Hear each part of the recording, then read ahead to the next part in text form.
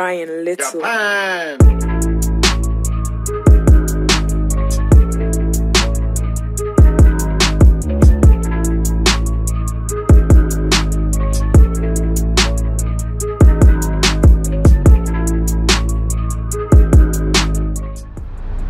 Salut à tous la famille, j'espère que vous allez bien. Aujourd'hui, un jour assez particulier parce que je vais essayer l'une des voitures que je préfère le plus. Je veux bien évidemment parler, pour ceux qui me connaissent, de la Audi RS3, qui plus est, Grinardo. Et ça, c'est du lourd. À tout de suite. Donc voilà la famille, là on est sur un RS3 couleur Grinardo. Vraiment magnifique. Le RS3 c'est un des véhicules que j'affectionne tout particulièrement pour son agilité, etc. Ce RS3 là m'a été prêté par un ami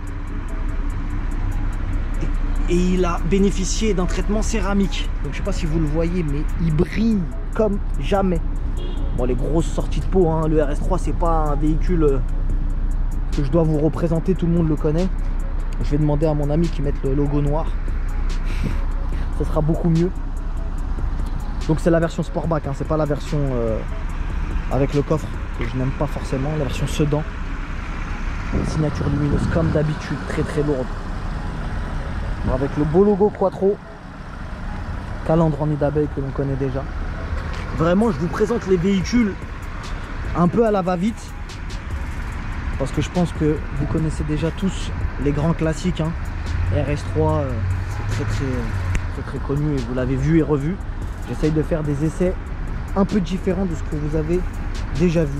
Donc voilà, toit ouvrant, full option, évidemment, étrier rouge avec le logo RS. C'est parti la famille.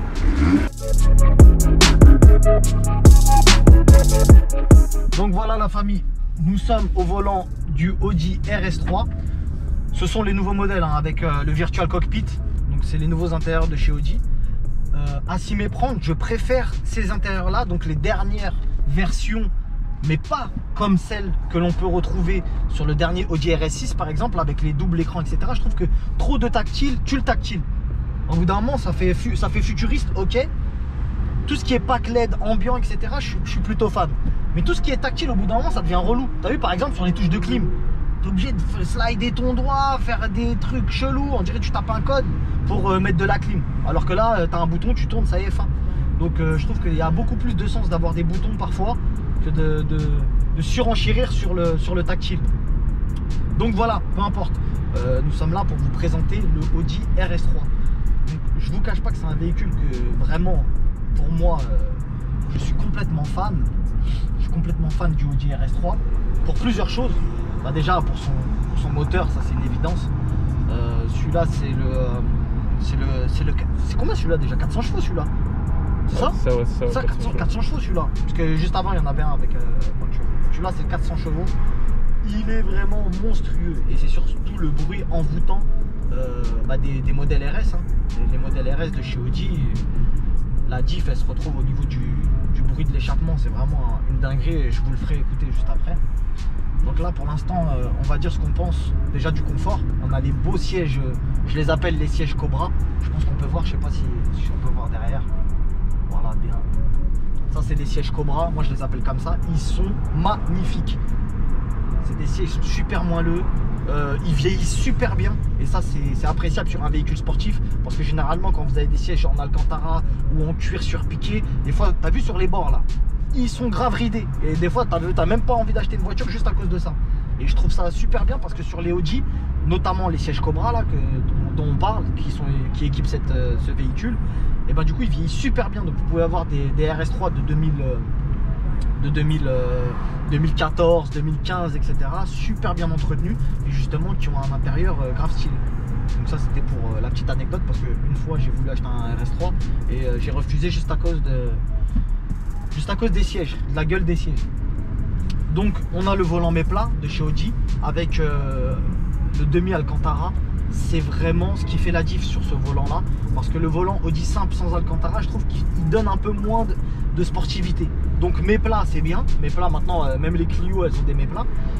Bon bah le petit logo RS qui va bien, les surpiqûres rouges, mais surtout l'Alcantara c'est vraiment ce qui nous plonge au cœur de l'état d'esprit RS.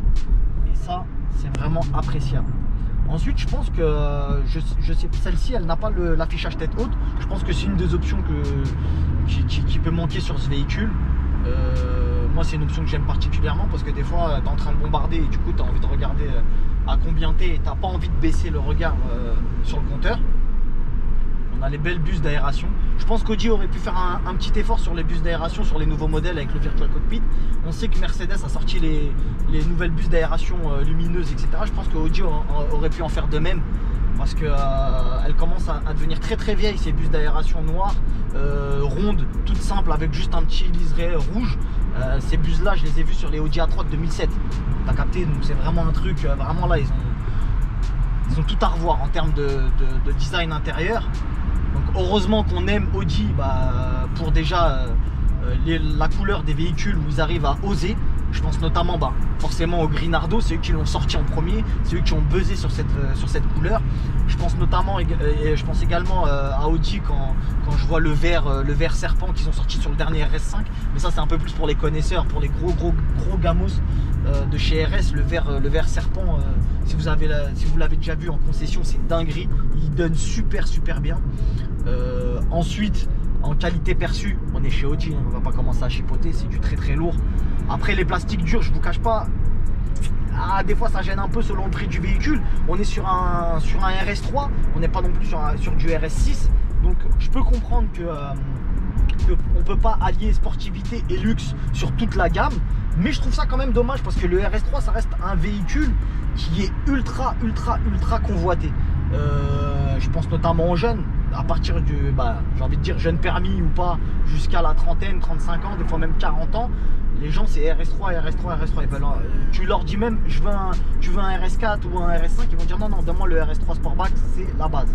Donc vraiment Audi, si vous nous entendez, faites juste un petit effort sur l'ambiance intérieure, parce que même en termes de pack LED, moi je suis très sensible à ça, les émotions.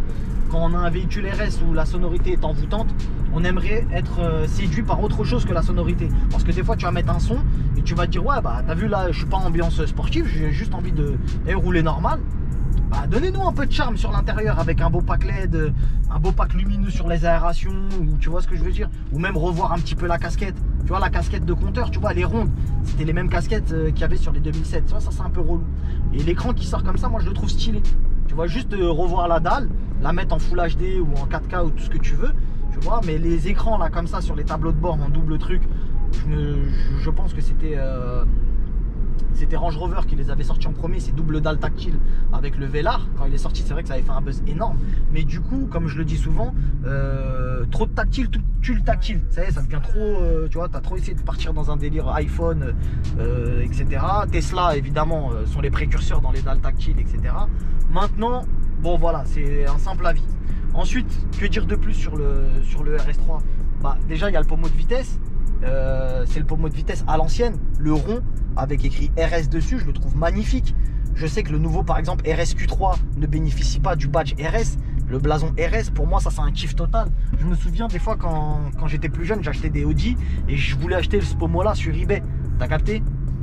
Sans faire de pub pour eBay. Mais en fait, tout ça pour vous dire que quand vous achetez un véhicule d'une certaine valeur, surtout je parlais du RSQ3, c'est un véhicule qui avoisine les 100 000 €, un tout petit peu en dessous, 60, 70, 80. Je suis désolé frérot, tu me mets un badge RS. Je suis dans un RSQ3, soi-disant mini Urus, et j'ai pas de badge RS. Et ben là, la RS3, elle respecte les codes. Contre-porte surpiqué, volant surpiqué avec Alcantara, pommeau de vitesse avec écrit RS, le bouton Start Engine en rouge, les tapis RS, siège Cobra, là on est bien. Là on est bien, avec la couleur Grinardo, je te fais pas dire, c'est vraiment du très lourd. Donc en termes de conduite maintenant, là je pense que je vous ai suffisamment parlé de l'intérieur. Évidemment, ciel de pavillon noir, j'aurais préféré avoir de l'Alcantara, mais encore une fois, ça reste de la finition luxe. Là on est vraiment dans de la sportivité, c'est de la street, je vous dis la vérité, ça veut dire qu'ils ont mis l'essentiel pour avoir entre guillemets, la validation de la street. Ils sont ultra validés par la street RS3, mais ils sont pas validés encore par le luxe. C'est-à-dire si RS3 ils font juste un effort RS3. T'as compris, si Audi fait un effort sur sa RS3 en proposant des options style ciel de toit Alcantara, sur piqûre, sur tout le tableau de bord, pack cuir complet, ce genre de choses, je pense qu'ils pourront en vendre beaucoup plus parce qu'aujourd'hui c'est un véhicule qui est destiné surtout à des jeunes, on va pas se mentir, c'est destiné à des jeunes, etc. Mais c'est un véhicule également qui peut intéresser d'autres personnes et je trouve ça dommage. Notamment moi, ce véhicule là il pourrait grave m'intéresser, mais j'ai décidé d'acquérir une Mercedes parce que je trouvais que les finitions étaient un tout petit peu plus élevées. C'était juste une petite crotte de nez pour les gens qui designent les intérieurs de chez Audi. Donc voilà. En termes de conduite, la famille, la conduite, quand tu conduis en mode normal, tu as l'impression d'être dans un A3 normal, mais tu sens, et je vous jure que c'est mon ressenti à moi, parce que je conduis aussi un autre A3 de temps en temps, celui d'un ami à moi. D'ailleurs, je fais de gros bisous. Et du coup, ce A3 là, il n'a rien à voir avec celui-ci. Je sais pas pourquoi, mais je sens dans la précision du volant. Quand tu vas pour tourner, etc., tu sens que tu es dans du dynamique. Je vais fermer le toit histoire de ne pas faire de parasite. Donc voilà la famille. Je vous disais, quand je tourne le volant du RS3, je vous jure, je sens que je suis dans une voiture de pilote. Et cette sensation-là, en termes d'estime de soi, c'est quelque chose qui est extraordinaire. Parce qu'aujourd'hui, un véhicule, pardon, putain, bavure de fou lui. Oh là là, il dit des trucs de fou. Bref, un véhicule qui donne ce ressenti d'être un pilote, il n'y en a pas beaucoup des véhicules comme ça. Je pense notamment, et justement, à contrario, aux Mercedes. Les Mercedes vous donnent un sentiment de luxe, d'avoir de l'oseille, mais pas d'être un pilote. Alors ça dépend. Je ne mets pas par exemple le C63 dans la même catégorie, mais il y a plein d'autres véhicules qui malheureusement n'ont pas cette sensation qu'offre le RS3 d'être un sacré pilote. Et ça, je trouve que Audi a fait très fort. Ils ont frappé un gros coup.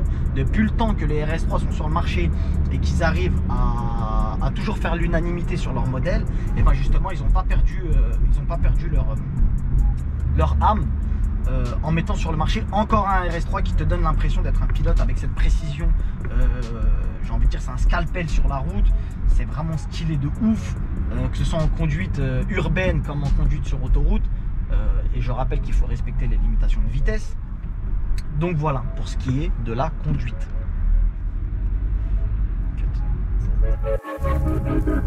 Ryan Little. Donc voilà les amis, là nous sommes passés en mode dynamique, autrement dit le mode sport. Et là, c'est plus pareil. Je vous garantis que c'est plus pareil. Là on sent vraiment, comme je vous le disais, l'âme du pilote qui sort. Et t'as envie de mettre des coups de palette de partout, frérot.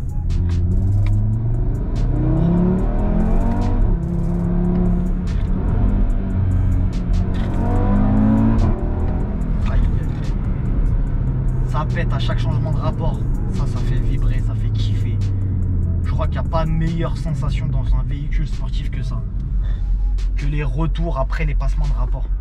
Avec bien évidemment un système d'échappement d'origine. Et ça fait plaisir parce qu'on voit que l'usine Audi a vraiment bien travaillé son échappement. Comme AMG avec les 6.3. C'est un bruit qui est reconnaissable à chaque coin de rue et à chaque passage de rapport évidemment. Donc là, on attend. On va laisser passer les gens. Je vais baisser les vitres pour que vous puissiez écouter le bruit de l'échappement.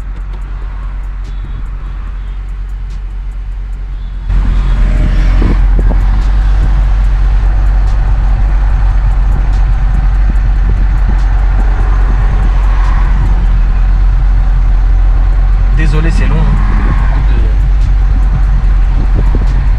C'est à nous.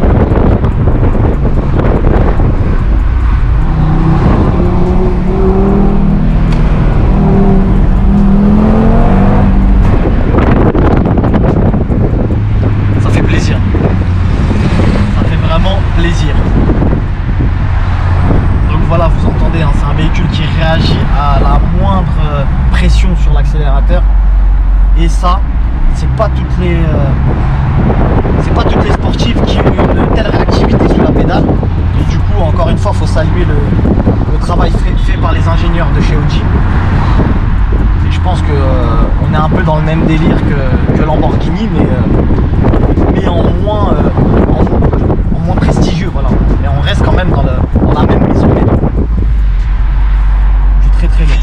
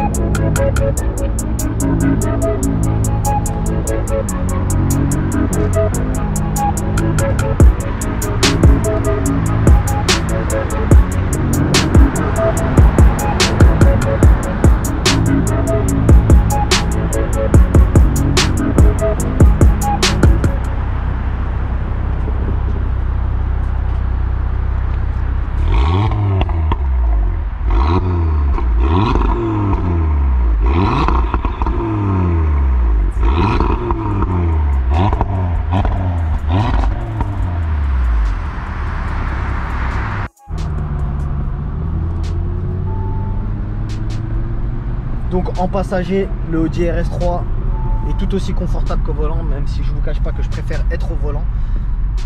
C'est vrai que des fois, en passager, c'est beaucoup mieux que en tant que conducteur. Par exemple, chez les Mercedes, moi j'aime beaucoup avec les nouveaux intérieurs être en passager parce que je peux admirer le magnifique tableau de bord et les magnifiques options que peut offrir les nouveaux Mercedes. Donc voilà.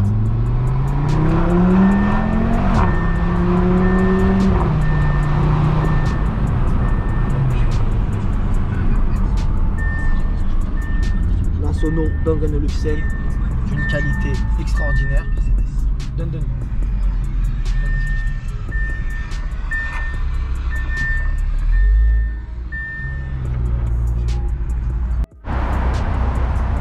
J'espère que l'essai de ce Audi RS3 vous aura plu. Sur ce, on vous fait de gros bisous. N'hésitez pas à partager la chaîne et à vous abonner, bien évidemment. On vous fait de gros bisous et on vous dit à bientôt pour d'autres essais sur la chaîne Blata Motor. Ciao, ciao.